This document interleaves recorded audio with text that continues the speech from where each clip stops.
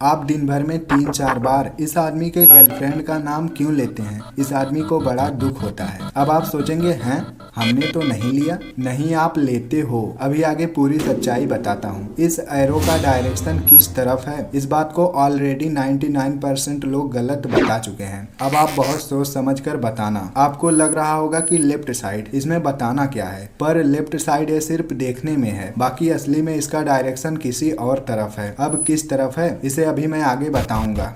Number 1, okay का आविष्कार गलती से हुआ था। गलती क्या थी? गलती ये थी कि एक लड़की कहीं पर जा रही थी, तभी पीछे से एक लड़के ने उससे कुछ कहा, लेकिन लड़की ने कोई जवाब नहीं दिया। तब उस वक्त लड़के के मुंह से ओके शब्द निकल गया, तभी से हम लोग ओके ओके कहते हैं। पर आपको क्या लगता है कि ये कहानी सच है? नहीं ना, नहीं सच है। ये कहानी बनावटी है। अच्छा, आप सच्चाई सुनो। ओके का आविष्कार कैसे हुआ? ये बात है 1839 की। उस वक्त मजाक करने का एक अलग ही तरीका था। अगर किसी को मजाक करना होता तो वो गलत स्पेलिंग लिख देता। जैसे उस वक्त न्यूज़पेपर में ऑल करेक्ट को ऑल करेक्ट लिखा जाता था। पर अचानक एक दिन किसी ने इस ऑल करेक्ट को भी छोटा करना चाहा। उसने क्या किया कि ऑल का ओ और करेक्ट का के दोनों एक साथ लिख दिया। तब दोनों मिलाकर ओके बन गया। तभी से हम लोग ओके ओके कहते हैं। अगर आप ओके का फुल फॉर्म देखो तो ऑल करेक्ट ही मिलेगा। नंबर 2, जिस गूगल से आप दिन भर कुछ ना कुछ मंगाते रहते हो, उस गूगल का आविष्कार किसने किया था?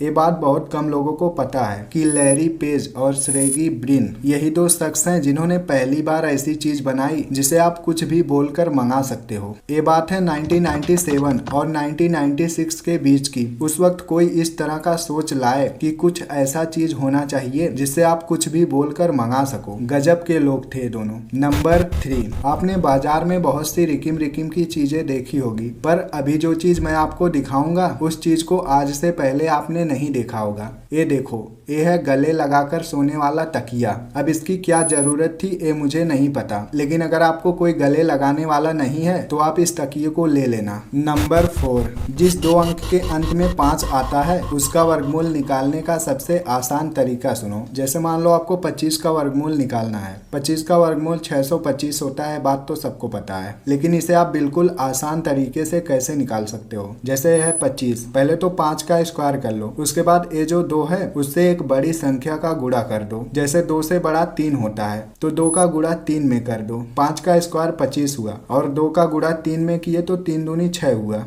हो गया ना 625। अब जैसे कोई और संख्या ले लो जिसके अंत में 5 हो। जैसे मान लो 35 ले लो। पहले तो 5 का स्क्वायर कर लो, उसके बाद 3 से बड़ा 4 होता है तो 3 का गुणा 4 में कर दो। 4 तिहाई 12, 5 का स्क्वायर 25। हो गया ना 1225। अब इसी तरह आप हर उस संख्या का वर्गमूल निकाल सकते हैं जिसके अंत में 5 हो। वैसे तो जिसके अंत में 5 ना आए उसका भी वर्गमूल निकालने का एक ट्रिक है, लेकिन वो हर संख्या में काम नहीं करता, इसीलिए मैं आपको उसे नहीं बता रहा हूँ। नंबर 5, साइकोलॉजी की बातें तो अजीब होती है, लेकिन उसके पीछे कुछ ना कुछ फैक्ट होता है। जैसे साइकोलॉजी का कहना है, अगर किसी इंसान को आप अपना पसंदीदा बनाना चाहते हो तो उसके लिए वो जैसा करता है उसी तरह आप भी करने लगो। जैसे किसी इंसान को आप पसंद करते हो लेकिन वो इंसान आपको नहीं पसंद करता, तो उसके लिए आप उस इंसान की तरह करने लगो। जैसे वो ब्लैक कलर का शर्ट पहन रहा है तो आप भी ब्लैक कलर का शर्ट पहनने लगो। जैसे वो व्हाइट कलर का शूज पहन रहा है तो आप भी व्हाइट कलर का शूज पहनने लगो। जैसा वो करे वैसा ही करते रहो तो वो आपको पसंद करने लगेगा। पर साइकोलॉजी के वैज्ञानिकों, ये मेरे से नहीं हो पाएगा। कोई चाहे पसंद करे या ना करे, हम तो अपने पसंद का पहनेंगे। नंबर 6, ये भी साइकोलॉजी का ही फैक्ट है। साइकोलॉजी ये कहता है कि वो इंसान आपको बहुत अच्छा सलाह देगा जो हर एक समस्या से गुजर चुका होगा। वो इंसान आपको सबसे अच्छा सलाह देगा जो बहुत मुश्किल परिस्थिति से गुजर रहा होगा। ये बात साइकोलॉजी तो कहता ही है, पर इस बात को मैं खुद भी मानता हूँ, क्योंकि वो इंसान उस अनुभव को कर चुका होगा जो आप करना चाहते हैं। आपको मैं अपनी तरफ से एक एडवाइस दूंगा कि आपको जब भी खाली समय मिले तो आप उस वक्त किसी बुजुर्ग इंसान के पास बैठना और उससे आप अपने मन का सवाल जवाब करना। हाँ, मैं मानता हूँ कि हर कोई आपको सही सलाह नहीं देगा, लेकिन तब भी आपको कुछ तो ऐसा बताएगा जो आपके जीवन में काम आ सकता है। और हाँ, उस इंसान के पास आपको सबसे अच्छा नॉलेज मिलेगा जो हर किसी से मतलब ना रखता हो सिवाय अपने काम के। अब आप उस इंसान के पास जरूर बैठना जो अपना टाइम ना बर्बाद करना चाहता हो। नंबर 7, अगर कोई खुद से अपना सांस बंद करके मरना चाहे तो वो ऐसा नहीं कर सकता। सकता। हाँ, कोई दूसरा इंसान आपका सांस बंद करके आपको मार सकता है, लेकिन अगर आप खुद से चाहो कि सांस बंद करके मर जाऊं तो आप ऐसा नहीं कर सकते, क्योंकि आपका जो फेफड़ा है वो ऐसा करने ही नहीं देगा। आप जब भी सांस रोकना चाहोगे वो किसी ना किसी तरह आपके अंदर सांस भर देगा। अब आप ट्राई मत करने लगना, वैसे आप रोक नहीं पाओगे। लेकिन कुछ लोग ऐसे भी होते हैं जो इसी पर उतारू हो जाएंगे, नहीं मैं कर दूंगा कर दूंगा कर दूंगा। अगर कर दोगे तो चले जाओगे, फिर मेरा दोस्त मत देना। नंबर 8, पानी के बोतल पर एक्सपायरी डेट क्यों लिखा होता है? आज तक तो हमें यही बताया गया कि पानी कभी एक्सपायर नहीं होता। पानी गंदा भले हो जाए लेकिन पानी एक्सपायर नहीं होता। पर तब ये बोतल पर एक्सपायरी डेट क्यों लिखा होता है? सुनो, ये पानी के बोतल पे लिखा गया एक्सपायरी डेट पानी का नहीं बल्कि बोतल का होता है, क्योंकि प्लास्टिक के बोतल में पानी भरने के बाद धीरे धीरे करके प्लास्टिक के अणु पानी में मिल जाते हैं, जिससे पानी का स्वाद और उसकी क्वालिटी बदल जाती है। इसीलिए पानी को बोतल में पैक करने के बाद उसमें 2 साल का एक्सपायरी डेट डाल देते हैं, ताकि इतने दिन तक खराब हो चुका पानी कोई ना पिए, क्योंकि वो पानी सिर्फ नुकसान करेगा। अब से जब भी बोतल का पानी लेना तो डेट जरूर चेक करना। नंबर 9, जितना प्रचार फेक प्रोडक्ट का होता है, अगर उतना प्रचार किसी अच्छे चीज का हो जाए तो कंपनी वाले उस चीज को ही हटवा देंगे। आपने एनर्जी वाले कोल्ड ड्रिंक के बारे में सुना होगा। कोई कोल्ड ड्रिंक पीकर पहाड़ पर चढ़ रहा है तो कोई कोल्ड ड्रिंक पीकर कार स्टार्ट कर दे रहा है। कंपनी वाले बोलेंगे कि विदाउट शुगर च्यवनप्राश, ये सिर्फ जड़ी बूटियों से बना है। लेकिन वो लोग जितना बताते हैं अगर उतना सच में मिला दें तो हर चीज औषधि हो जाएगी। पर दिक्कत ये भी रहता है कि शुद्ध चीजें जल्दी मिलती नहीं। लेकिन जिस तरह एक कंपनी वाले मोटे मोटे ऐड दिखाते हैं, अगर उसी तरह कोई इंसान एक औषधि का नाम बता दे तो वो ऐड कहाँ गायब हो जाएगा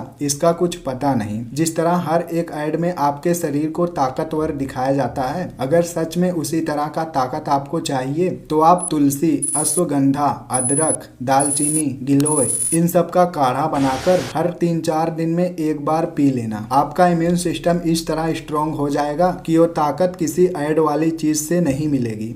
नंबर 10, ये जो हम लोग स्मार्टफोन चलाते हैं ये अपने बारे में क्या कहता है इसे सुनो। स्मार्टफोन कहता है कि मैं स्मार्टफोन हूँ, मैं बच्चों का बचपन खा गया, मैं जवानों की जवानी खा गया, मेरी भूख नहीं मिटी तो मैं दादा दादी नाना नानी की कहानी खा गया, मैं किताबें खा गया, मैं कैलकुलेटर खा गया, मैं देखने में छोटा हूँ पर मैं बड़े बड़े सिनेमा घर खा गया, पर अभी भी मेरी भूख मिटी नहीं है, मैं अभी भी बहुत कुछ खाने की चाह में हूँ। स्मार्टफोन देखने में खिलौना लगता है लेकिन है वो बहुत खतरनाक। आप ही सोचो, जब आप रील देख रहे होते हो तो आप अपने आप को रोक ही नहीं पाते हो, बस एक और एक और एक और। इसी चक्कर में पता चलता है कि आप बहुत देर तक रील ही देखते रह गए। नंबर 11, ये इमेज आपको बहुत कुछ सिखाएगा। आप इसमें देख सकते हैं कि हर कोई छाया में खड़ा होना चाहता है, लेकिन जो चीज छाया करता है उसे लगाना कोई नहीं चाहता। अगर हर कोई सिर्फ अपने लिए 2-2 पेड़ लगा दे तो हर एक जन को छाया भी मिल जाएगा और ऑक्सीजन भी भरपूर मात्रा में मिल जाएगा। नंबर 12, आप इस एरो का डायरेक्शन बताओ। देखने में तो ये लेफ्ट साइड की तरफ लग रहा है पर इसके पीछे की सच्चाई कुछ और है। दरअसल इस एरो के सामने एक कांच का गिलास रखा गया है जिसमें पानी भरा है। जब हम इस एरो को पानी भरे गिलास के पीछे से देखते हैं तो हमें ये लेफ्ट साइड का दिखता है, लेकिन अगर हम इस गिलास को हटा दें तो इस एरो का डायरेक्शन राइट साइड हो जाएगा, जो इसका रियल साइड है। राइट साइड में ही ये बना है। अब ऐसा इसलिए होता है कि हमें पानी के रिफ्लेक्शन से एरो लेफ्ट साइड दिखता है। आपको तो पता ही होगा कि पानी कांच का काम करता है। नंबर 30, इस आदमी के दुख को आप समझो। आप क्यों बार बार इस आदमी के गर्लफ्रेंड का नाम लेते हैं? अब दरअसल इस आदमी के पीछे की कहानी ये है। इस आदमी का नाम है अलेक्जेंडर ग्राहम बेल। यही वो आदमी है जिसने टेलीफोन का आविष्कार किया था। जब ग्राहम बेल ने टेलीफोन का आविष्कार किया तो उसे ट्राई करने के लिए अपनी गर्लफ्रेंड का हेल्प लिया, जिसका नाम था मार्गेट हेलो।